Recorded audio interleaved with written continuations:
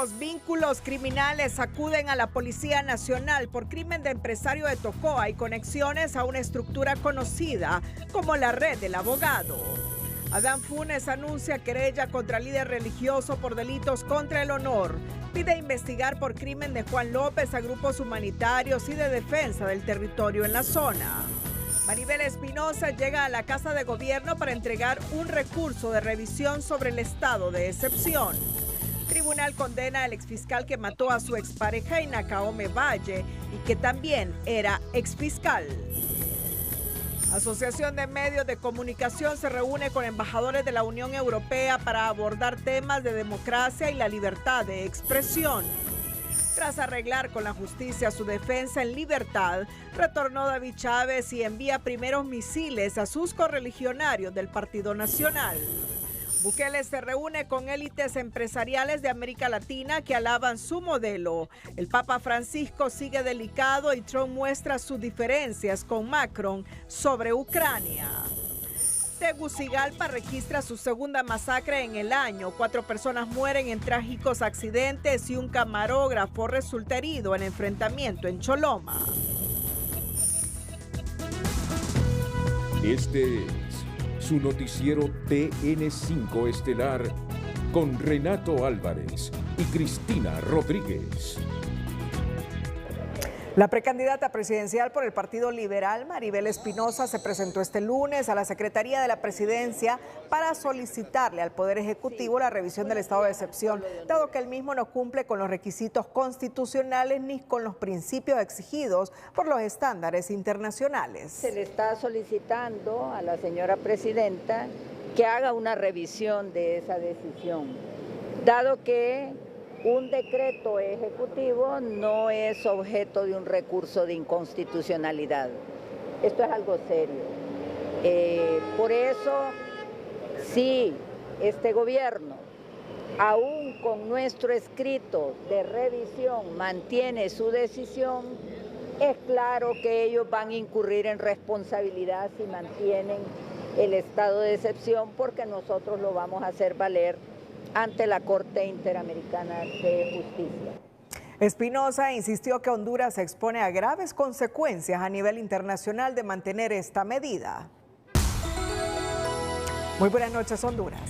Bienvenidos a la emisión de este lunes 24 de febrero, y es que toda la oposición está en desacuerdo que hayan elecciones primarias e internas bajo un estado de excepción, porque limita la movilización de la gente, aunque no estén capturando gente a las 2, 3 de la mañana, sino que sirva únicamente para hacer allanamientos en esos horarios. La oposición cree que previo, durante y posterior a este proceso primario no debe haber ninguna limitante de los derechos entre los electores, y por eso es que están haciendo esta solicitud. No se puede presentar un recurso de inconstitucionalidad porque es un decreto ejecutivo, y ella fue hasta la Secretaría de la Presidencia a presentar esta solicitud, la diputada Maribel Espinosa. La noticia del día es presentada por Claro. Es momento de conectarte al mejor internet de Honduras con Full Claro. Contratalo ya. Cerca de las primarias, la consejera presidenta del Consejo Electoral, Cosette López, exhortó a todos los precandidatos a cumplir con la acreditación de la cuenta bancaria ante la Unidad de Financiamiento, Transparencia y Fiscalización a los partidos políticos. Los movimientos deben realizar la apertura de sus cuentas en el Sistema Bancario Nacional. Ya hemos realizado la publicación del listado de candidatos y ellos deberán acercarse a las diferentes instituciones. En estas cuentas deberán depositar los fondos que utilizarán en sus campañas, y la UFTF realizará la fiscalización de las mismas. El límite del salario mínimo establecido es de 13.985.16 lempiras para las aportaciones que se realicen tanto por personas naturales como jurídicas.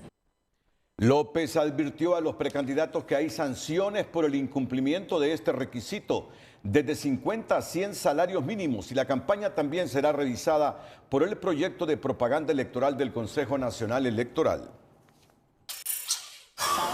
La publicación. Diversas reacciones generaron a lo interno del Partido Liberal. Antes, el domingo 23 de febrero venció el plazo que tenían los movimientos internos de los partidos políticos para acreditar a los custodios informáticos electorales. La mayoría no ha cumplido, el que más ha cumplido es el Partido Nacional.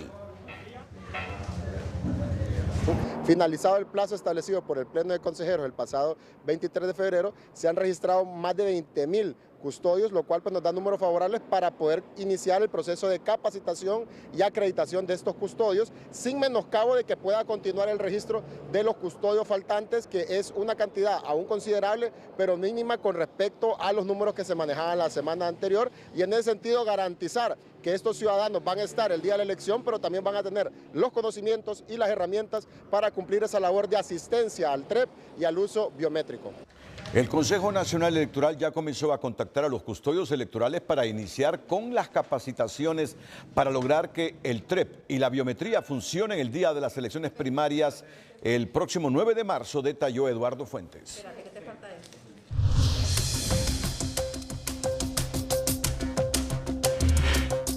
Diversas reacciones generaron a lo interno del Partido Liberal las declaraciones de la precandidata a diputada por el movimiento Vamos Honduras, Iroshka Elvir, quien en un programa de televisión aseguró que su esposo, Salvador Nasralla, era más grande que el Partido Liberal.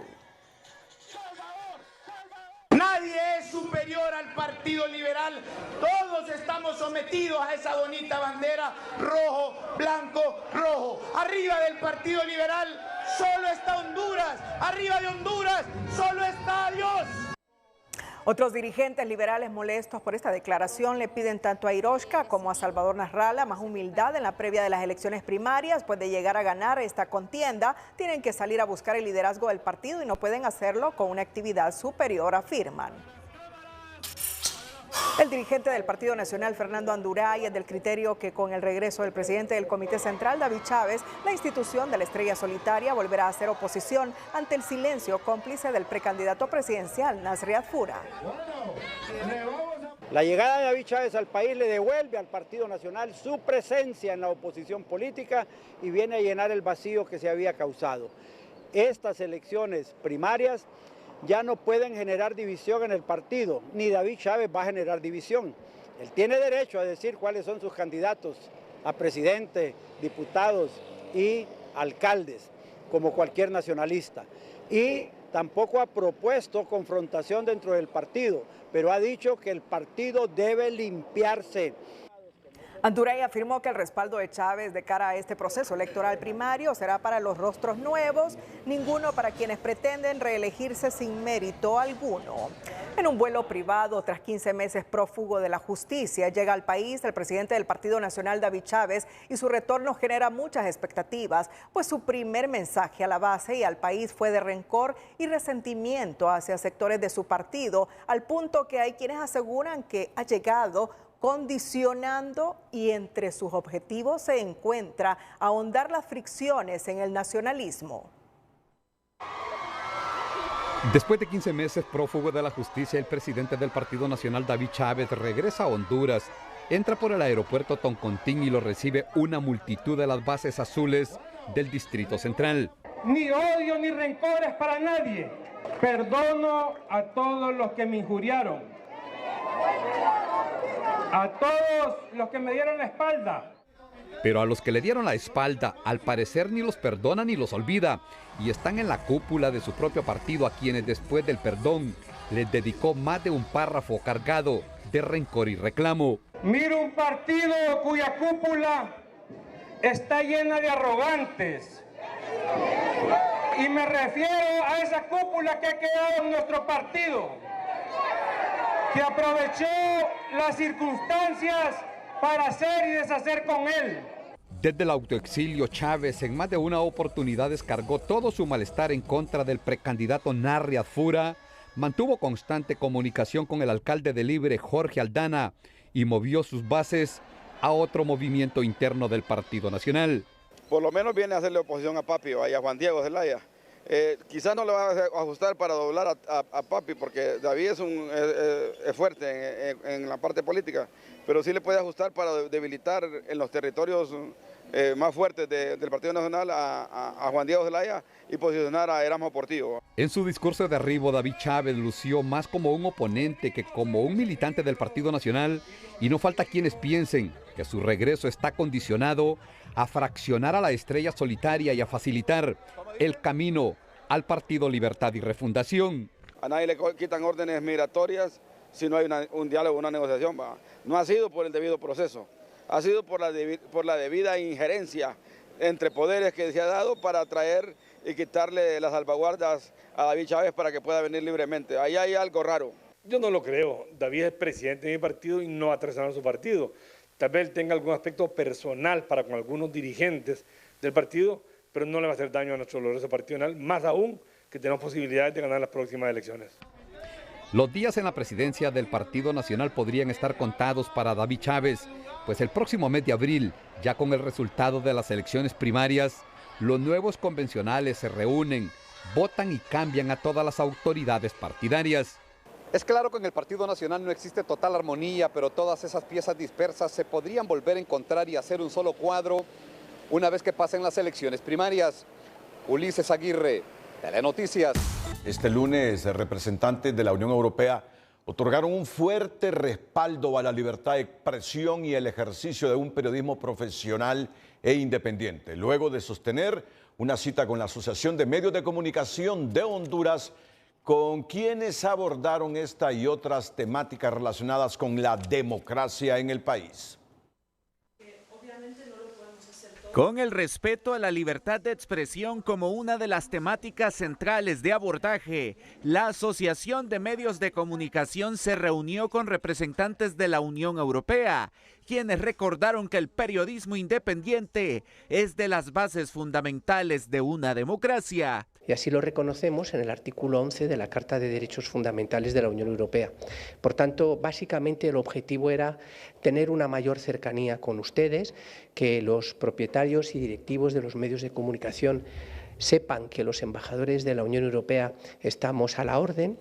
El respaldo fue categórico a la libertad de prensa, opinión y expresión. La libertad de expresión, pues recientemente pues se ha visto algunas amenazas, pero en general, ¿verdad? De lo que ellos consideran pues lo importante que es defender este principio que tenemos los medios de comunicación, y ustedes, en especial ustedes los periodistas. Siempre hemos tenido nuestro ADN, la defensa de la libertad de expresión y de las libertades empresariales y sobre todo la profundización también de los valores democráticos en Honduras. Así que, Excelencia, estamos sumamente contentos, le agradecemos su gentil invitación. Durante el encuentro también se enfatizó en la necesidad de un proceso electoral libre, justo y transparente en Honduras. De igual manera se abordaron temas a nivel internacional, entre ellos el apoyo de la Unión Europea a Ucrania. El laureado documental ucraniano 20 días en Mariupol fue proyectado este lunes en Honduras con motivo del tercer aniversario de la invasión rusa a Ucrania. El documental ganador de un Oscar fue presentado en la Universidad Nacional Autónoma de Honduras por el embajador de la Unión Europea. Que los hondureños entiendan cuál es la barbarie a la que nos enfrentamos en Europa y qué es esta guerra, los efectos que tiene sobre la población civil, cómo Rusia ha violado el derecho internacional, en particular el derecho internacional humanitario, cómo bombardeó en Mariupol un hospital. Yo creo que refleja la realidad, ¿no?, de lo que está viviendo Ucrania, de lo que está viviendo este país, con toda su crudeza. Y para nosotros es un recordatorio, ¿no?, de lo que puede ser la guerra en un momento determinado, cuando la guerra te llega a tu casa, te llega a tu país a través de una agresión totalmente injustificada, lo que puede ocurrir, ¿no? Los embajadores concluyeron que todos los países miembros de la Unión Europea y Honduras, como país miembro de las Naciones Unidas, deben reforzar el orden internacional basados en los principios del no uso de la fuerza, el respeto a las fronteras y la integridad territorial. Bueno, a propósito de este tercer aniversario de la invasión de Rusia a Ucrania, hoy se produjo una importante votación en las Naciones Unidas y Honduras se abstuvo de apoyar al retiro de tropas rusas de Ucrania. votaron a favor de que se retiren las tropas rusas de Ucrania 93 países, en contra 18 y se abstuvieron 65. Honduras está entre los 65 países que se abstuvieron de votar, ni a favor ni en contra, ni que continúen las tropas rusas en Ucrania, ni que se retiren. Se abstuvo. Pero miren ustedes el voto de Estados Unidos. Está en la última columna, en la séptima columna. El voto de Estados Unidos. Abstención. No. X. En amarillo. contra. El voto de Estados Unidos es rojo, es en contra. En contra, sí. En contra de que se retiren las tropas rusas de Ucrania. Miren ustedes, el voto de Estados Unidos, el voto de Donald Trump. ¿Y con quién creen ustedes que ha coincidido Estados Unidos en esta votación? Yo no recuerdo en los últimos años o en las últimas décadas una coincidencia entre estos dos países en alguna votación de las Naciones Unidas. Ha coincidido con Nicaragua, que también votó a favor de que las tropas rusas se queden en Ucrania. Mire cómo ha cambiado la política exterior de Estados Unidos. Votó a favor de que se queden los rusos, similar al voto de Nicaragua. Nuestro país, junto a otros países centroamericanos como El Salvador, se ha abstenido de votar a favor o en contra. Es bueno llevar esta información a nuestros televidentes hoy en el tercer aniversario de la invasión de Rusia a Ucrania y que ha generado una guerra con una gran cantidad de muertos. Ante las quejas de los caficultores porque no se están beneficiando lo suficiente con el precio récord del grano, el subsecretario de la Caficultura anunció que están proponiendo una serie de reformas al reglamento interno de comercialización para que el Congreso lo apruebe y se logren precios más justos. Nosotros lo que estamos ahora proponiendo es una revisión del reglamento interno de comercialización.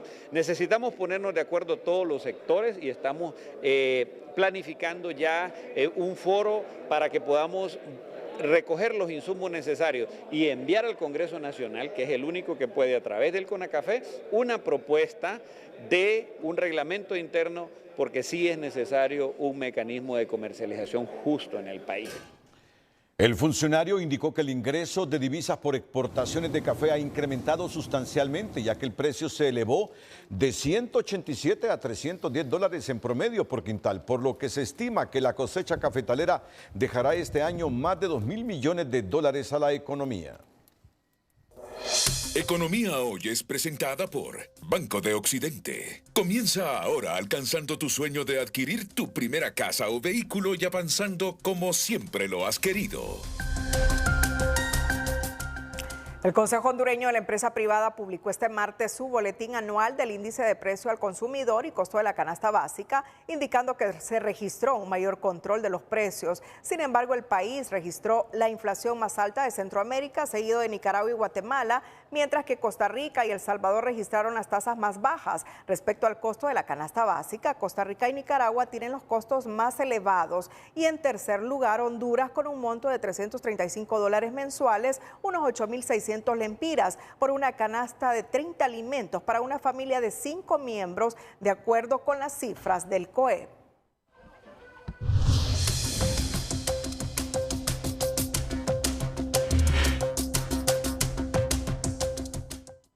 Bueno, bajan las tasas de interés en más de medio punto. Una buena noticia para los hondureños. El Minuto Financiero es presentado por el RAP. Digitalízate descargando la app del RAP. Ahora puedes revisar tu estado de cuenta porque la nueva sucursal del RAP se descarga. Las tasas de interés están comenzando a bajar según el reporte semanal del Banco Central de Honduras, en el que se detalla que en los últimos 20 días la tasa activa que se paga por los créditos nuevos disminuyó en 0.67%, bajando desde 16.81 a 16.14% en promedio. Los reportes que llaman de tasas de interés promedio de operaciones nuevas en el sitio del Banco Central, entonces se ve ya de que tanto las tasas activas, que son las de los préstamos, como las pasivas, que son lo que le dan a uno por los ahorros, ya han comenzado a bajar. Duarte señaló que también se está devaluando en menor medida el empira frente al dólar, aunque ya suma 20 centavos perdidos en lo que va del año.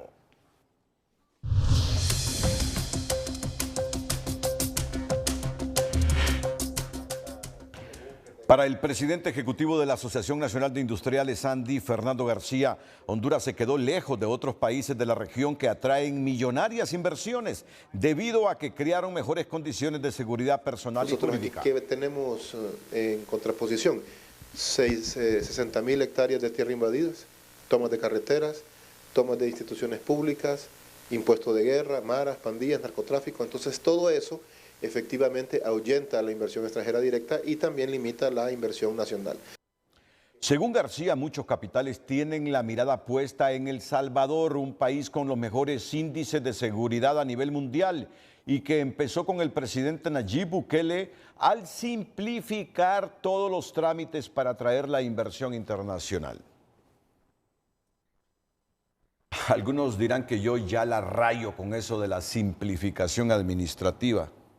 Tengo cerca de 25 años de trabajar aquí en Televicentro y desde que me hice cargo de la moderación de Frente a Frente, ¿cuántos programas sobre simplificación administrativa hemos hecho? ¿Cuántos gobiernos han pasado y todos prometiendo la simplificación administrativa? Que no es otra cosa que facilitar los trámites para crear empresas, para invertir en Honduras. Pero sigue siendo un sueño, una utopía, sigue siendo un sueño. Mire usted, y esto debería motivarnos a reflexionar, más que un ataque. No lo debemos ver como un ataque a este gobierno, a los pasados ni a los próximos, sino como una autocrítica para reflexionar. Uno de los más importantes empresarios de Guatemala criticó el pasado fin de semana en San Salvador la ausencia de facilidades para invertir en Honduras y Guatemala, su propio país. Fue claro. En una reunión de empresarios latinoamericanos presidida por Nayib Bukele, Juan José Gutiérrez, presidente de la corporación Multiinversiones, dueña de la marca Campero, entre otras, con operaciones en 16 países y más de 50,000 empleados, afirmó que Honduras y Guatemala están muy lejos de las políticas de Bukele para atraer inversiones. Tal vez mi nombre es Juan José Gutiérrez. Nosotros somos guatemaltecos. Pero el pollo campero es salvadoreño. Ayer le pregunté lo del pollo. El pollo campero es salvadoreño. Realmente, sin ninguna duda. Nosotros somos guatemaltecos, señor presidente. Aquí me acompaña mi primo Felipe. Yo estoy a cargo, como ha de saber, de la industria nuestra alimenticia y Felipe hoy maneja todo lo que es capital, básicamente energía, en el caso de la inversión en El Salvador. Y nos acompaña también allá mi primo Juan Luis, que es el presidente, el chairman de nuestro board. Tal vez sí para compartir con la mesa, nosotros siendo guatemaltecos, pero de corazón también salvadoreños, nacimos en el 2020, en el 1920, perdón, somos tercera generación de la familia, nacimos en 1920, mi abuelo, asturiano. De ahí para acá la historia es muy larga, pero lo que voy a decir es de que a finales del 69 nosotros pusimos un primer pie en El Salvador y desde ese día nos hicimos salvadoreños. Y en el 72, un año después de abrir Campero en Guatemala, 11 meses exactamente, lo abrimos acá en El Salvador. Y desde ese entonces, Pollo Campero... ¿No fue al revés? No. Pero si usted gusta, Yo voy a decir que fue al revés. La narrativa la podemos cambiar. Pero fueron 11 meses, casi simultáneos. Eso vamos a hacer. Y desde ese día, Pollo Campero fue tan guatemalteco como tú, como tan salvadoreño como tú. Claro. Campaña que han de recordar muchos por acá. Sí. Lo que quiero compartir con usted y con todos nuestros amigos empresarios, nosotros desde esa época trabajamos acá. Hoy tenemos poco más de 9,000 empleados en El Salvador. operamos en la industria harinera, en la avicultura, operamos en la industria de comida rápida, restaurantes, hacemos pasta, hacemos galletas y obviamente energía limpia. Usted resolvió todos los problemas que nos aquejan y no nos dejan producir a nosotros en Guatemala y en Honduras. Todos están resueltos.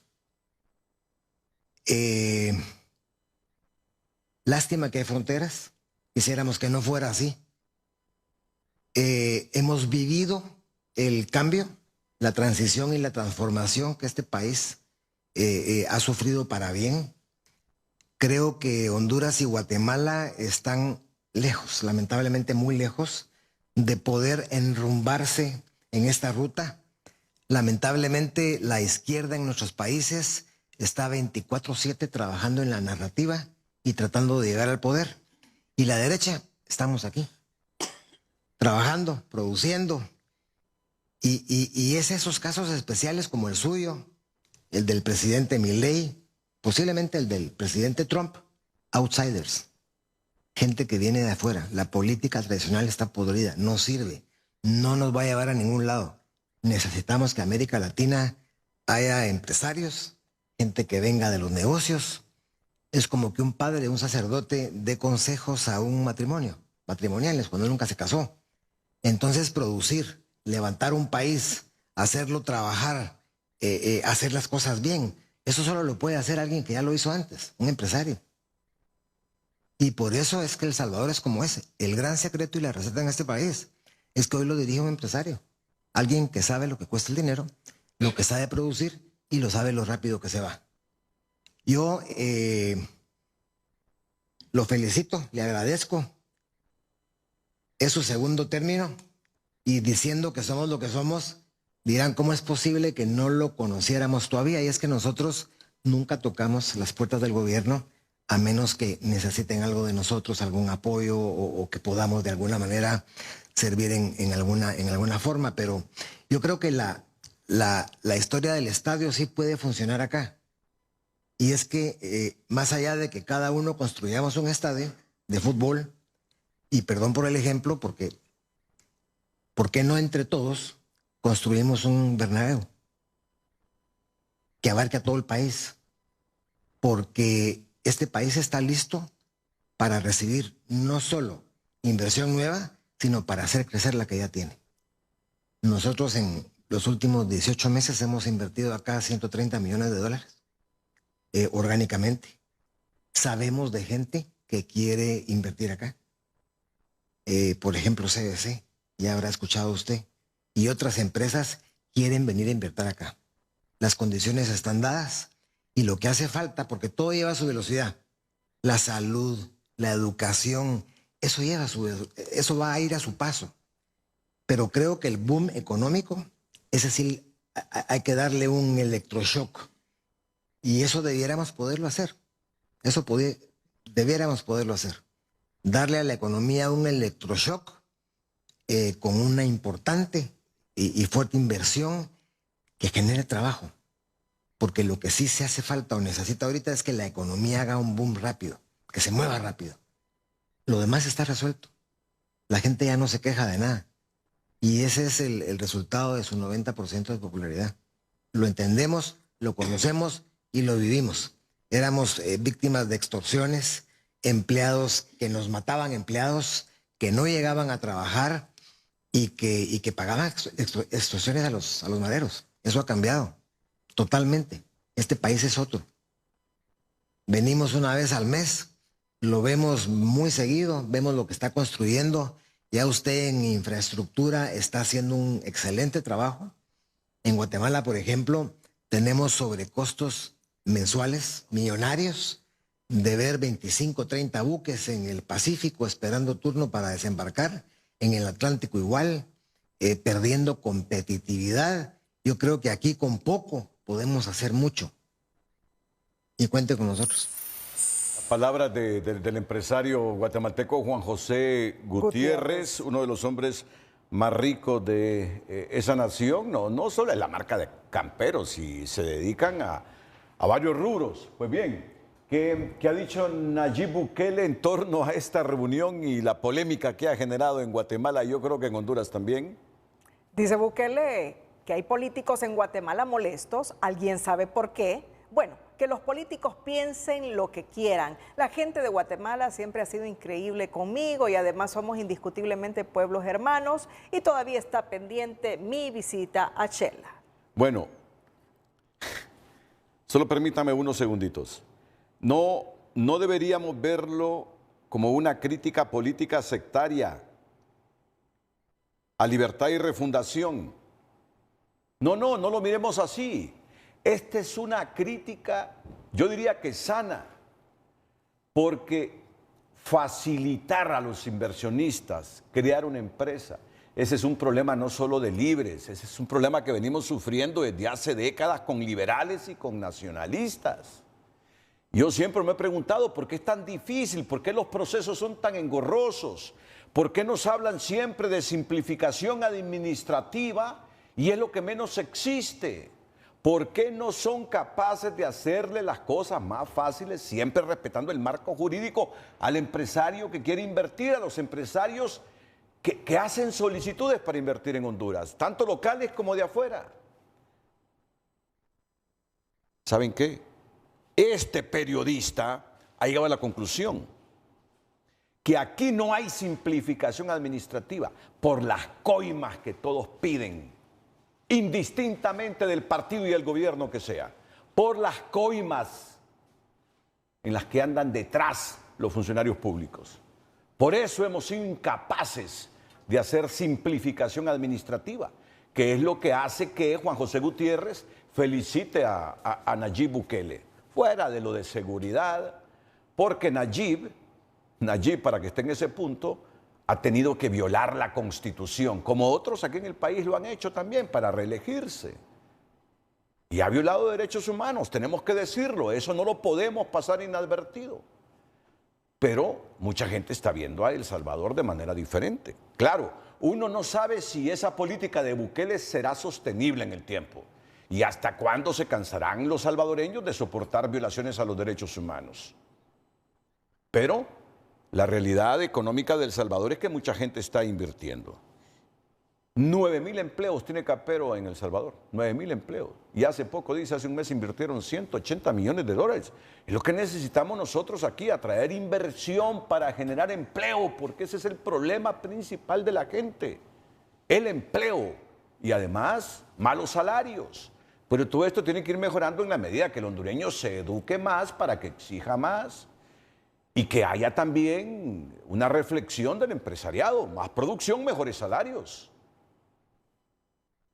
En este momento el empresario del café, Rubén Darío Sorto, por favor, vamos al Apple TV.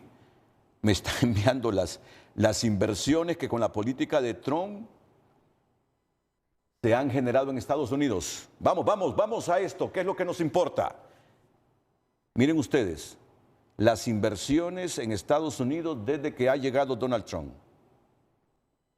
Por eso decía Jesús Canaguati, aprovechemos esta coyuntura. Aprovechemos esta coyuntura, en vez de estarnos enemistando con Estados Unidos, aprovechemos esta coyuntura porque ahí se están generando empleos y por cada empleo que se cree en Estados Unidos, que se genera en Estados Unidos, vienen 16 empleos en cadena para los que les suministran insumos importantes para lo que fabrican allá. Y nosotros somos territorio para fabricar esos insumos que necesitan allá. Por cada empleo que Estados Unidos se genera o genere, se crean 16 empleos más y nosotros somos los beneficiados. Esta es política práctica. No se trata de violentar la soberanía, no se trata de no ser patriotas, se trata que hay un montón de gente desempleada en Honduras, viviendo en la informalidad, otros que se van del país y que necesitan tener estímulos para quedarse en el país, teniendo asegurado el empleo y un buen salario. Punto. Esa es la política práctica a la que hay que visualizar en este momento. Y eso es lo que está haciendo Bukele en El Salvador. Eso es lo que está haciendo en El Salvador. Bueno, y nos pasa otra cosa con esto de del Tratado de Libre Comercio con China. Cuando negociamos el Tratado de Libre Comercio con Estados Unidos se dio cuenta que la negociación y el tratado mismo debería ser asimétrico, porque ellos son una gran potencia. Nos dieron tiempo para reconstruir nuestra economía, para hacer una reingeniería en nuestra economía, que pudiésemos más o menos competir con ellos. Nos dieron tiempo. Pasaron 15, 18 años y algunos productos de ellos pagaban aranceles para entrar a nuestro país. Ya después de 20 años, muchos de sus productos ya no pagan aranceles. Entonces la industria ya no puede competir contra lo que ellos envían, sobre todo en el campo. Por eso es que estamos pidiendo una revisión al Tratado de Libre Comercio. Pero ¿qué está sucediendo con China continental? Honduras le está planteando a China continental que nuestro café entre al 0% de arancel al mercado de ellos si no quieren. Dicen 7%. Pero es que, por favor, entiendan, ustedes compiten con 4,000 líneas de producción, nosotros apenas con 200. Debería prevalecer una asimetría en esta negociación del Tratado de Libre Comercio con ustedes, pero no. Ni en eso los chinos quieren ceder. 7% de arancel para el café que exportemos, que es uno de nuestros principales productos. Honduras le pide 0% de arancel. Ellos dicen no, 7%. Y hasta después de 7 años podemos negociar ir reduciendo el arancel para el café de Honduras. Esta es la desigual y asimétrica negociación en la que estamos, que no la defiende el ministro de Desarrollo Económico, Freddy Cerrato.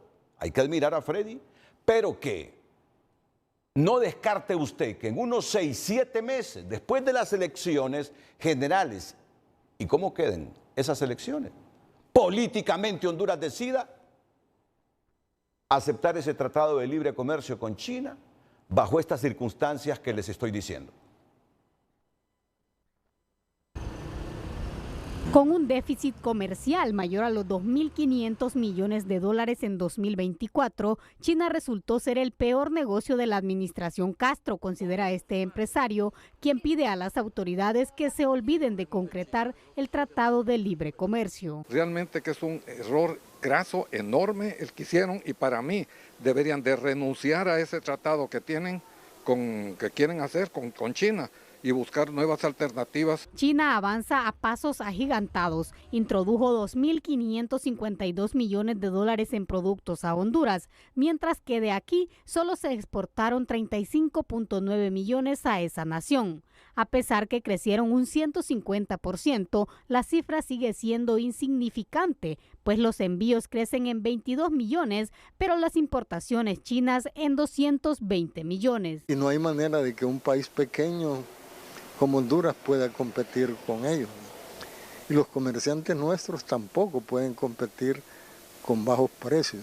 Se afectó el comercio y se vino abajo el sector camaronero, pero a pesar del impacto negativo, la presión por aprobar el tratado es mayor en el último año de gobierno de Castro y aún más en medio de un proceso electoral, asegura este analista. Es peligroso que se tomen decisiones en las relaciones con China si se hace desde un enfoque político.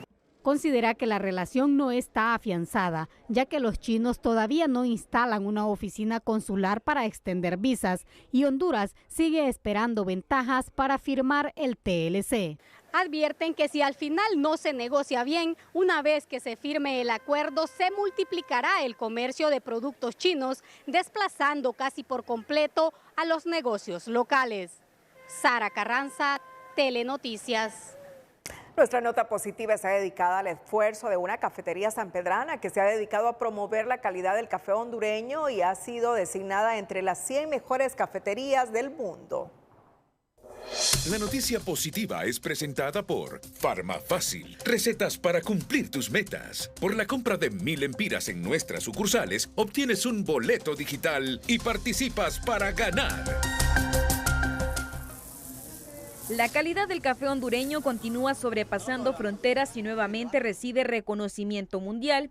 La cafetería sanpedrana de Golden Peak fue incluida en la lista de las 100 mejores cafeterías del mundo. Jorge Brizuela, gerente de The Golden Peak, se mostró agradecido con la noticia al saber que la cafetería se coloca en la élite mundial de los cafés más emblemáticos.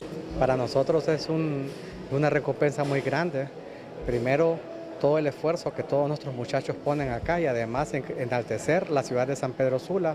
Para nosotros ha sido un premio realmente que no nos lo esperábamos. Con un enfoque en la excelencia y un profundo respeto por la tradición, The Golden Peak ha sabido destacarse entre miles de competidores gracias a su innovación, su ambiente acogedor y por supuesto la calidad excepcional de su café. Sin duda alguna en Honduras hay uno de los mejores cafés del mundo también, pero además de eso creemos en nuestro país, creemos en nuestra gente y creemos que nosotros como hondureños somos capaces de hacer cosas de talla mundial. The Golden Peak junto a otras 3 cafeterías hondureñas fueron incluidas en la lista de las 100 mejores cafeterías del mundo y el reconocimiento tuvo lugar en Madrid, España.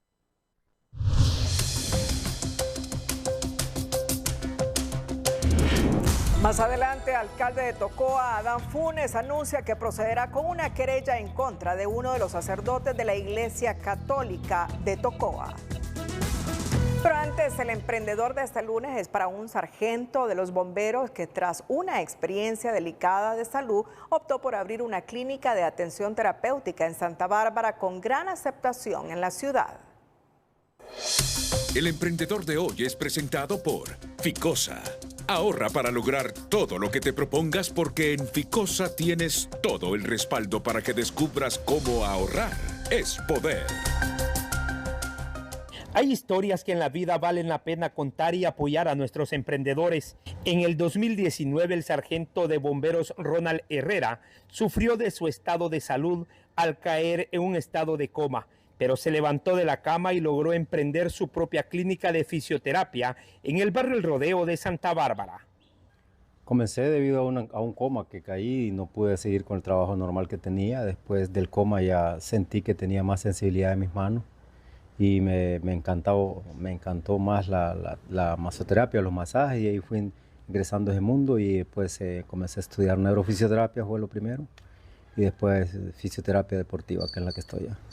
Y comencé con nada, en la casa, en una camillita improvisada, y ahí comencé a hacerme mis máquinas así a lo que podía, y sin nada, sin tener ningún centavo, porque incluso después del coma que estuve, quedé sin nada, vendí moto, carro, todo lo que tenía, ahorros, incluso agradezco a usted que me hizo una maratón para poder cumplir con el tratamiento carísimo que tenía y poderme recuperar, y gracias a Dios, Dios nunca me amparó y aquí estoy. Perdí una carrera de bomberos, pero también gané otra de servir a la comunidad. Herrera sufrió de meningitis bacteriana aguda, pero hoy junto a su familia, Dios le dio una nueva oportunidad de emprender y seguir sus sueños. Fisioterapia Herrera la puede encontrar en Google, ahí se encuentra, solo pone Fisioterapia Herrera y le aparece la dirección. El teléfono también es 9458-6605. Hay historias que son dignas de contar. De un estado de coma se levantó Ronald, dejó de ser bombero, pero buscó cómo poder seguir sobrellevando su vida y fue así que entró en este mundo. Y las máquinas, en su mayoría, fueron construidas por él o reparadas de las viejas que le regalaba. Desde Santa Bárbara, Edward Fernández, Telenoticias.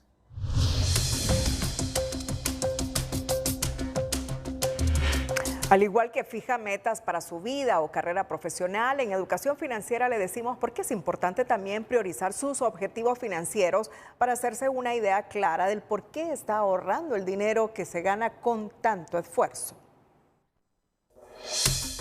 Educación Financiera es presentada por Banpaís. Compra todo lo que quieras y divídelo en cuotas a 0% interés.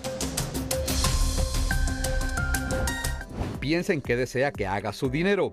Las metas ayudan a guiar su plan. No tienen que ser permanentes. De hecho, las modificará durante la vida, pero es necesario empezar en algún momento. Todos queremos que crezca nuestro dinero, por supuesto. ¿Pero cuánto? ¿Qué tan rápido? ¿Y por qué razones? Eso varía según cada persona. Metas básicas para su vida y su dinero. Comprar una casa, o cambiar de casa si ya tienes una, remodelar o hacer reparaciones en su casa, por ejemplo, poner un techo nuevo, acondicionar el sótano, actualizar la cocina. Metas relacionadas con la familia, casarse, entre anillos, luna de miel, flores, todo suma. Planear tener hijos, hay que pensar en las guarderías, las actividades, los deportes, aparatos dentales y campamentos de verano. El alcalde de Tocoa, Adán Funes, anuncia que procederá con una querella en contra de uno de los sacerdotes de la Iglesia Católica de Tocoa, así como de otras personas que le acusan sin pruebas del crimen del ambientalista Juan López. Funes atribuye las acusaciones de la Iglesia a un malestar porque él se hizo evangélico. En tanto, desde organismos civiles piden a la Fiscalía no desviarse de la ruta de las investigaciones y no entrar en distractores como los anunciados por el edil tocoeño.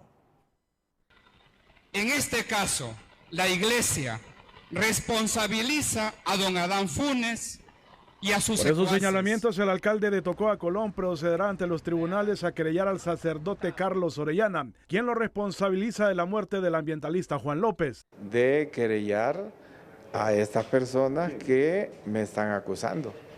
¿Quiénes? Empezando por el sacerdote de Tocoa, Carlos Orellana.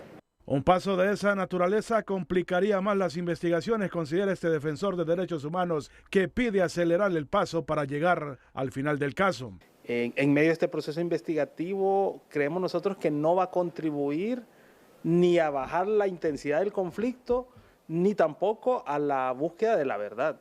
Reiteramos, es importante que tengamos una investigación profunda y clara sobre los hechos. Según el edil de Tocoa, nadie de los que le acusan tienen pruebas en su contra y considera que el malestar de la Iglesia Católica es porque él ahora es evangélico. Pero parece que fue una persecución porque ya no pertenezco a la misma. Más que entrar en ese tipo de controversias, la sociedad civil espera resultados de parte de las autoridades hasta llegar con los actores intelectuales del crimen del ambientalista Juan López, suscitado el 14 de septiembre del 2024. Una investigación adecuada e idónea para identificar a los intelectuales del asesinato de Juan López. Es decir, de asesinatos materiales precisamente se pueden encontrar y declarar culpables muchos y muchas. El Papa Francisco condenó el asesinato de Juan López. Me ha llegado la triste noticia del asesinato de Juan Antonio López. Me uno al luto de esta iglesia y condeno toda forma de violencia, dijo su santidad días después del asesinato del ambientalista.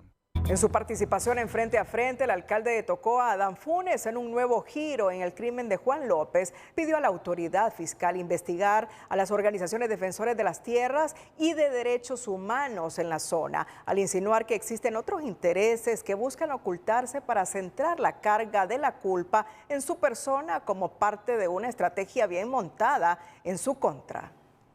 Licenciado Renato. Honor para mí. En su comparecencia en el foro Frente a Frente, el alcalde de Tocoa, Colón, Adán Funes, dijo tener las manos limpias en relación al asesinato del ambientalista Juan López. Dejó entrever que todo obedece a un plan en su contra por parte de las organizaciones defensoras de la tierra y de derechos humanos de la zona. El plan para mí ya lo tenían los que tenían el plan de asesinar a Juan. Montan la conferencia, el único que pide la destitución mía es Juan. Después nadie habló. Inmediatamente ellos mismos aseveraron, como le estaba pidiendo la destitución, por eso el alcalde lo mandó a matar. El edil insistió en que la policía debe enfocar la investigación en la gente cercana al extinto ambientalista, porque en esos organismos se mueve mucho dinero proveniente de Europa.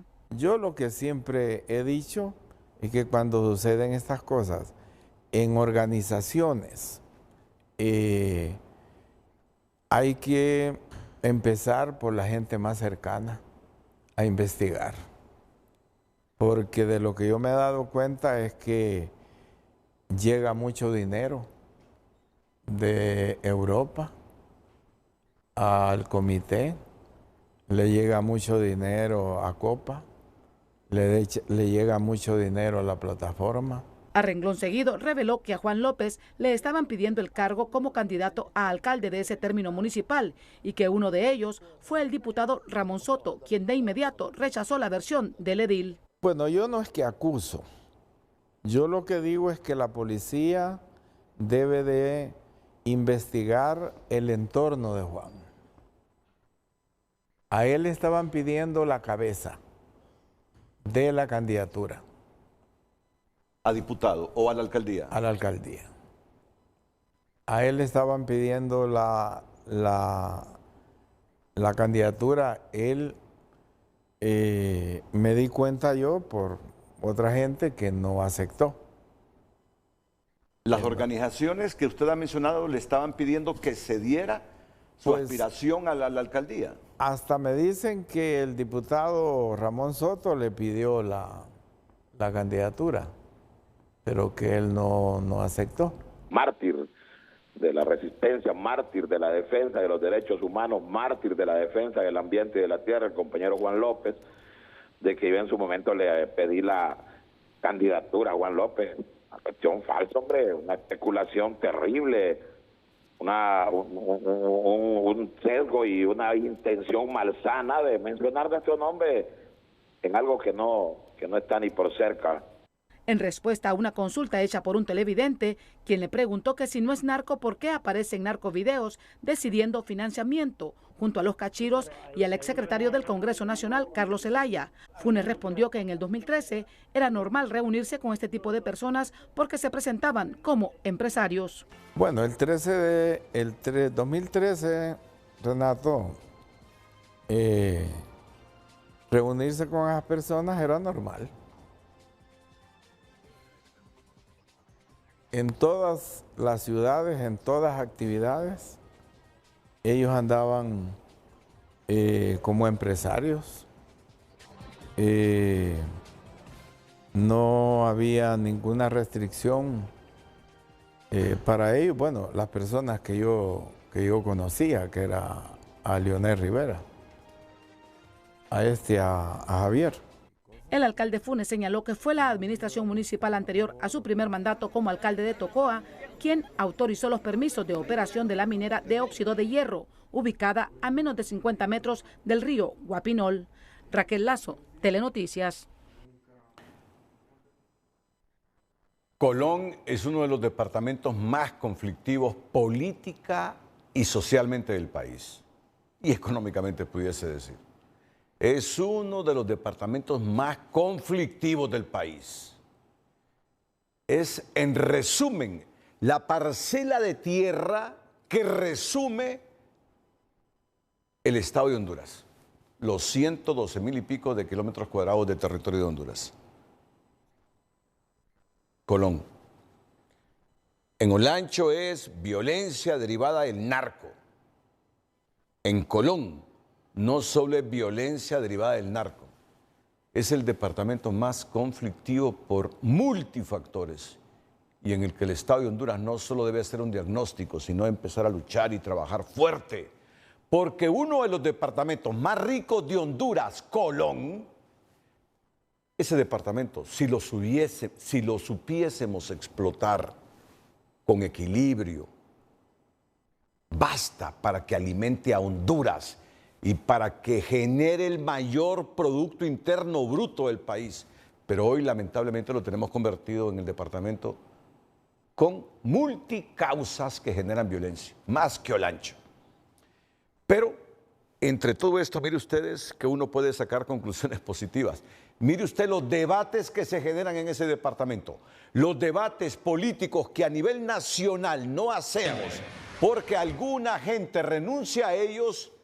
En Colón sí los hacen. No tener ninguna otra oportunidad para poder vernos de frente con el amigo Poncho Soto, ¿verdad? Yo soy miembro de FRP también y siempre hay una pregunta en la cual yo me hice que nos aclare como FRP, porque todos aquí somos libres, el conflicto que se inició con Jorge Cáliz al inicio del gobierno y la instalación del Congreso Nacional. Yo creo que el pueblo merece una explicación. Tengo otra pregunta. Se dice que cuando usted fue ministro director de Copeco hay un desfalco de 180 millones. Entonces por eso pregunto, porque aquí el pueblo, el partido, es que quiere saber. ¿Qué le digo? Y otra de las dificultades que hay es que siempre he visto en los medios que solo el departamento de Colón no tiene vías correctas, carreteras concretas. Todos los otros departamentos brillan con carreteras bonitas, que habían 1.200 millones de lempiras destinados para la carretera Ceiba-Castilla. Y por no gestión de ningún diputado no se pudo realizar ese proyecto en estos años.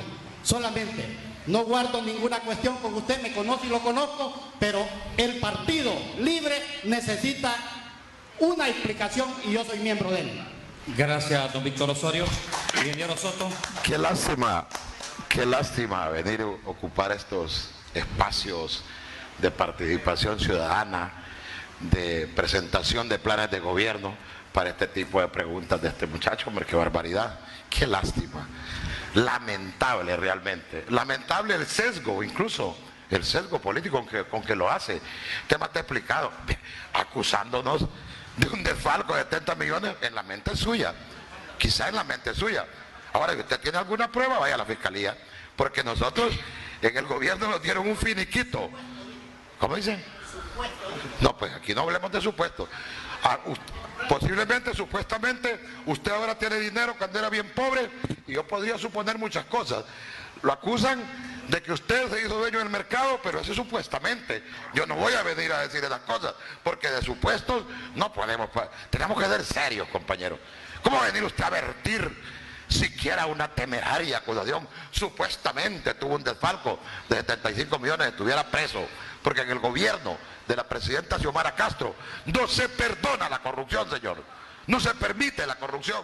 Y los que lo han intentado están presos. Jueces incluso, que intentaron recibir soborno, están presos, señor. Aquí no se permite la corrupción. No se ande dejando llevar por supuestos. Seamos serios, compañeros. Aquí estamos hablando de temas de desarrollo del municipio, planteando una situación ciudadana. Aquí no estamos hablando de sesgos políticos ni de sus resentimientos políticos, señor. Aquí no estamos hablando de política, estamos hablando de desarrollo.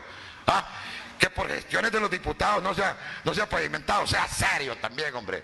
El presupuesto general de la República lo aprobamos en el Congreso Nacional de la República. Hasta llega nuestra responsabilidad. Es obligación de cada secretario de Estado, de cada ministro del gobierno de la Presidenta de la República, ejecutar ese presupuesto. Sea serio.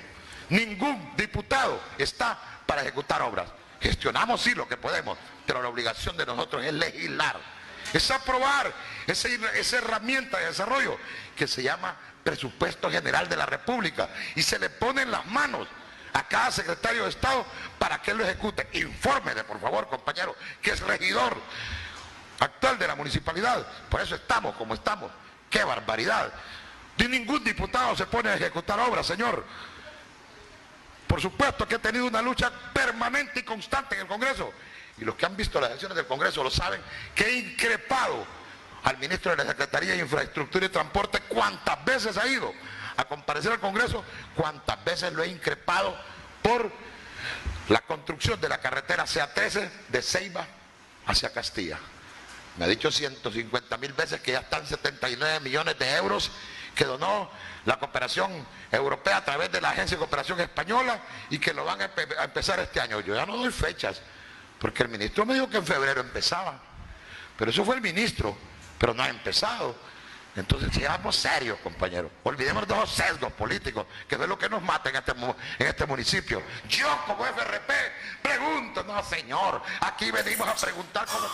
Y siempre con noticias, en el departamento de Colón, al menos 15 allanamientos de morada dirigió el Ministerio Público en ese departamento en busca de indicios sobre tráfico de drogas y su vinculación con miembros de estructuras criminales lideradas por hondureños que han sido solicitados en extradición, particularmente los grupos liderados por Juan Carlos Montes Bobadilla y los hermanos Milton, Wilmer y Elmer Montoya Natarén, quienes todavía no han sido capturados. Los allanamientos se ejecutaron en las comunidades de Francia Icoteas, Planes, Punta Piedra y Guaminal del municipio de Limón, Colón, con apoyo de la Dirección de Lucha contra el Narcotráfico, Fuerza de Tareas Atrush, Fuerza Naval de Honduras y 15 Batallón de Fuerzas Especiales. 2 hermanos fueron asesinados esta tarde en el barrio Los Montillos, en Zonaguera, Colón. Las víctimas fueron identificadas como Héctor Adelmo Mejía Castro y Dachi Mejía, de apenas 17 años de edad. El cuerpo de la joven quedó en un quinel cerca del cadáver de su hermano. Tanto la joven como su hermano mayor eran originarios de la comunidad de Loreley, en Zonaguera, Colón. Hasta el momento se desconocen las causas y las circunstancias de este doble crimen en ese sector de Zonaguera. Más adelante le informaremos. Mueren 4 hondureños en 2 accidentes registrados en la carretera Olancho y la de la zona sur. 4 hondureños murieron este lunes y 2 más sufrieron lesiones como consecuencia de 2 accidentes por alcance. El primero en el kilómetro 31, carretera Olancho, donde un pequeño camión se volcó después de chocar contra la parte posterior de una volqueta, muriendo Pablo Funes Duarte, de 39 años, y Elmer Rodríguez, de 29. Una tercera persona, Freddy Esaú Duarte, sufrió lesiones, aunque no de gravedad. De la volqueta va adelante, el camión viene a una velocidad no prudente, enfrenta una pendiente y una curva, y bueno, pues lamentablemente no se pudo detener y fue a pegar en la parte de atrás de la volqueta, y ahí mueren 2 personas. Es una colisión por alcance. El segundo accidente ocurrió esta tarde en la carretera al sur, ocurrió casi de la misma manera y se cobró la vida de 2 peatones, José Elías Valladares y Lisandro Fonseca Matamoros. Un tercer peatón permanece hospitalizado.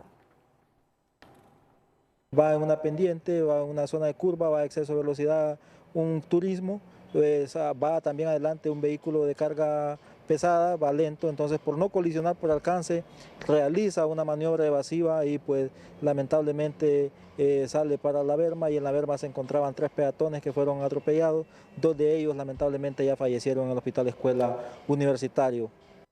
La Dirección de Vialidad y Transporte registra más de 2.000 accidentes de tráfico en 2025, con saldo de 300 muertos. La institución del Servir y Proteger sigue siendo objeto de polémica luego que el Ministerio Público presentara requerimientos fiscales contra 4 policías por el escape de igual número de asaltantes que estaban bajo su custodia. Se trata del subinspector Gerson Sánchez y los oficiales Oniel Alexander Barahona, José Gabriel Flores y Ariel Hernández, asignados en la Dirección Policial de Investigaciones en Choloma. Los funcionarios policiales fueron acusados por la comisión del delito de violación a los deberes de los funcionarios. Según las investigaciones, los policías detuvieron a 4 hombres en flagrancia por robo en perjuicio de una empresa de seguridad el pasado 21 de febrero, pero tan solo unas horas después se informó que los sospechosos habían escapado, por lo que se iniciaron indagaciones internas en las cuales se confirmó que los detenidos no estaban bajo custodia. Un policía guarda prisión por la muerte de un empresario de Colón que fue calcinado en Pimienta Cortés. El Ministerio Público investiga a otros actores de una banda donde hay supuestos abogados y que ya están al tanto los togados del norte. Con la detención de un policía preventivo, el Ministerio Público avanza en la investigación del crimen del empresario de Colón, Franklin Caballero, quien fue asesinado y posteriormente calcinado en el municipio de Pimienta Cortés. Los elementos recabados efectivamente lo vinculan a él, su presencia en el hecho, y eso motivó el requerimiento fiscal. A él se le ha dictado la detención judicial, fue remitido al Centro Penal del Progreso y Oro. Según el Ministerio Público, el empresario se había trasladado de Tocoa a San Pedro Sula para recuperar un bien inmueble en poder de la Oficina Administradora de Bienes Incautados, OABI, una trampa que habría sido montada por una banda organizada compuesta por abogados y policías. Hay una serie de evidencias e indicios que se han recopilado, entre ellos hay vídeos, hay testimonios, declaraciones que efectivamente apuntan e identifican plenamente a las personas que participaron en este hecho criminal. La presidenta del Colegio de Abogados Capítulo Zona Norte aclaró en un mensaje de texto que el supuesto togado Rolando Josué Sánchez no pertenece al colegio de este gremio. Tenemos dentro del Colegio de Abogados un tribunal de honor que efectivamente una vez que los juzgados den las sentencias correspondientes, si al finalizar se descubre la red de abogados que están supuestamente vinculados con estos hechos, tiene que haber una sentencia y estos abogados ser suspendidos del ejercicio de sus cargos. La audiencia preliminar contra el supuesto policía Alexia David Ramírez se llevará a cabo el día jueves, mientras se libran otras órdenes de captura para esclarecer la muerte del empresario. La Policía Nacional sigue sin poder sacudirse de esas alianzas con la criminalidad que ahora escala en asocio con una estructura denominada la Red del Abogado o estructura del Nando por el crimen de un empresario de Tocoa, pero sus conexiones con la criminalidad tienen otros antecedentes del reciente data, según los expertos. La renovación de la Policía Nacional solo fue un cuento mal contado, asegura este analista, para quien la institución del servir y proteger dio chispazos de esperanza con la depuración, pero al final nunca terminó de salir de su oscura realidad. No hemos salido de aquellos tiempos. Nosotros creímos falsamente que había una nueva policía, que hubo depuración. Pero eso es una falacia. Lo que hubo fueron pequeños pincelazos. Los más recientes hechos criminales que salpican a funcionarios policiales no dejan de generar alarma. Desde acusaciones por sicariato en el caso del asesinato del empresario de Tocoa, Franklin Villeda, en asociación con una estructura delictiva de abogados, hasta los requerimientos por implantación de pruebas a ciudadanos extranjeros y locales en el marco del estado de excepción. Estas actuaciones solo son el resultado de un proceso fallido de depuración. Cuestiona este defensor de derechos humanos, para quien los controles a lo interno de la entidad policial carecen excesivamente de rigor. Es necesario que haya un trabajo mucho más fuerte, mucho más intencionado para depurar la Policía Nacional. Es necesario que hayan mejores controles a la hora de incorporar nuevos elementos a la policía.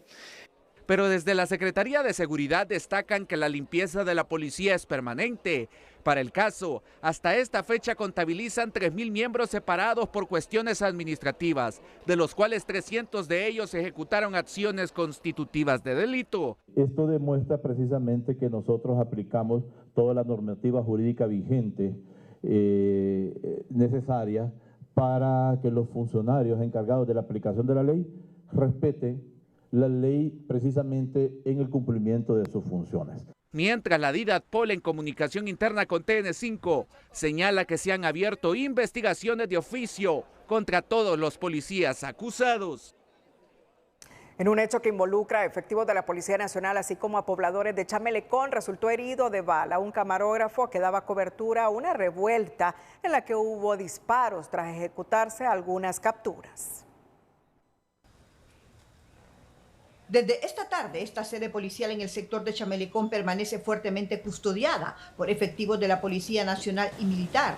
Esto tras el intercambio de disparos y piedras que surgió tras la captura de 2 vinculados en el tráfico de droga, que según la policía, pobladores intentaron liberar en un ambiente que se tornó complicado, a tal grado que un camarógrafo resultó herido de bala en una de sus manos.